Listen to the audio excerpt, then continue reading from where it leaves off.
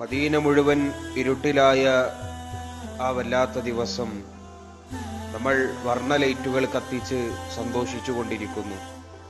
മരണത്തിന് വല്ലാത്ത വേദനയാണ് ആയിഷ എന്ന് അള്ളാഹുവിന്റെ റസൂൽ സ്വല്ലല്ലാഹു അലൈഹി വസല്ലമ വിലപിച്ച ദിവസം നമ്മൾ കൊടിതോരണങ്ങൾ കെട്ടി ആഘോഷിച്ചു കൊണ്ടിരിക്കുന്നു.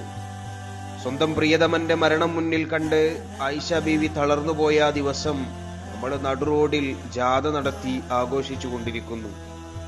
നിറകണ്ണുകളുമായി വന്ന് എന്റെ കൂട്ടുകാരാ എന്ന് വിളിച്ച് ആ മുഖം കണ്ണുനീർ കൊണ്ട് നിറച്ച് അബൂബക്കർ റളിയല്ലാഹു അൻഹു കരഞ്ഞ ദിവസം നമ്മൾ ദഫ്മുട്ടി ആഘോഷിച്ചു കൊണ്ടിരിക്കുന്നു. എന്റെ ഹബീബ് മരിച്ചു എന്ന് ആരാണ് പറഞ്ഞത് എന്ന് പറഞ്ഞ് ഒരു കൊച്ചുകുട്ടിയെപ്പോലെ ഉമർ റളിയല്ലാഹു അൻഹു പൊട്ടിക്കരഞ്ഞ ആ ദിവസം നമ്മൾ പായസം കുടിച്ച് ആഘോഷിച്ചു കൊണ്ടിരിക്കുന്നു. എന്റെ ഹബീബില്ലാത്ത മദീനയിൽ ഇനി ഞാൻ നിൽക്കില്ല എന്ന്